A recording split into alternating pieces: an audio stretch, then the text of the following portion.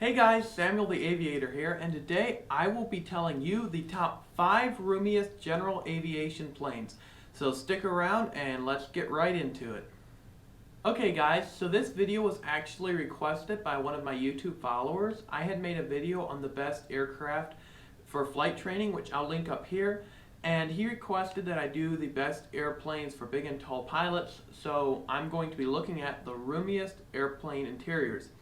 And I'm going to try and keep this video fairly quick. I'm just going to run through the 5, give some interior dimensions, and I'm not going to really comment too much on the planes.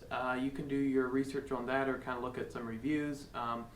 There might be a couple planes on here that I also have on my other video, but I'm just going to be sticking to the interior dimensions. And some of these planes are fairly cheap. Some of them are on the expensive side, so I'm not really commenting too much on that, just basic interior dimensions. Alright guys, so the first plane on this list is a Cessna 182, and this one is kind of the starter for roomiest planes. It's kind of on the bottom half. However, the cabin width is 42 inches. The height is 49 inches. I have been in a 182. I can tell you they are fairly roomy. They've got great headroom. They're fairly wide. So they'd be good if you're a taller guy or wide but not extremely wide. They'd be a great plane for you, and the good news is there's plenty if you're wanting to use them for flight training. There's still quite a few on the line, so you can find those for flight training. You don't really have to buy one. And then my next plane on this list, number 2, is going to be the Cessna 177 Cardinal.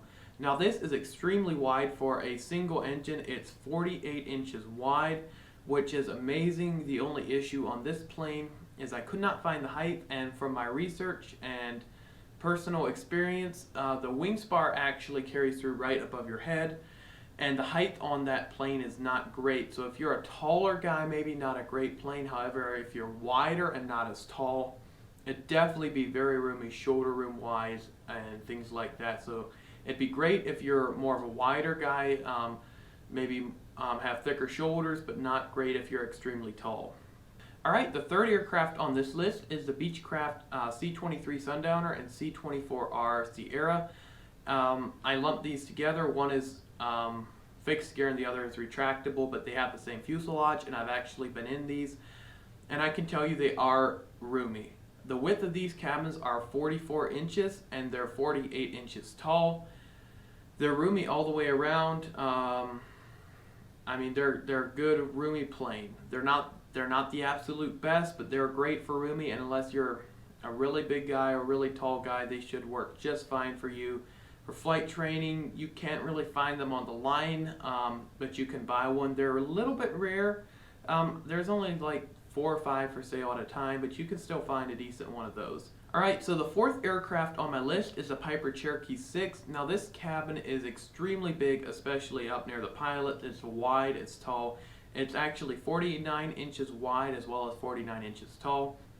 I've been in a Cherokee 6 in the past, and I can tell you from the pilot and co-pilot's perspective, it's great as far as room goes. You have a lot of headroom, a lot of shoulder room.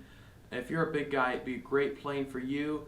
Now, if you're wanting to buy this, as a personal plane, that would be great. A lot of people take out 2 seats, so then you have a 4-seat plane with a great useful load and a lot of cargo room. It's not great for flight training, just because if you have 2 people in it and the tanks are full, it's going to be nose heavy because there's no weight in the aft. So you might have to put 100 pounds of ballast in the rear cargo compartment. So it's not great for flight training, and it's not the world's most economical. However, it's not a bad option if you are desperate for a very roomy plane that you could flight train in. And another thing I want to mention on these is they have basically the same cabin. If you get a Cherokee 6 or a Lance or a Saratoga, the cabins are basically the same, except the rears go to club seating in the later years. So you could get a newer one with air conditioning if you want to do that. I believe they started air conditioning with the Lances or maybe Saratogas in the early 80s. So you should be able to find air conditioning if you really want that, which is a plus for those hot days. Now my 5th aircraft on my list is going to be the Cirrus SR20 and the Cirrus SR22. I lumped these together basically because they're the same cabin. The only difference on these is going to be the engines and some other stuff like that, but the cabin should be very similar. These are just very roomy all the way around. The cabin width is going to be 49 inches. The height is 50 inches. I believe you have a center console in between the two seats. If you don't, there's room for it. They're just all around roomy planes.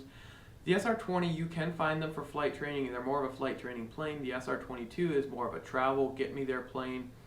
But they both have fairly decent useful loads. Obviously the SR-22 is a lot higher, but they're all around roomy.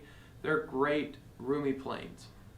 Alright guys, that's all I have for my 5 roomiest general aviation planes for big and tall pilots. I hope you enjoyed this video. If you did, please like it. Please comment down below. I read my comments and also reply to them, and I really appreciate it. And if you want to give me more suggestions like this video, I would appreciate it. Also, please subscribe to my channel as well as ring the bell beside that. You'll get notified every time I release a new video.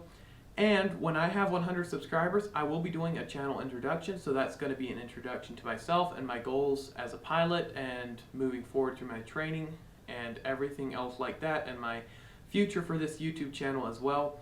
I am at 89 subscribers right now, so I only need 11, so every subscriber really helps me out. Guys, that's all I have. I really appreciate you watching. I hope you enjoyed this video.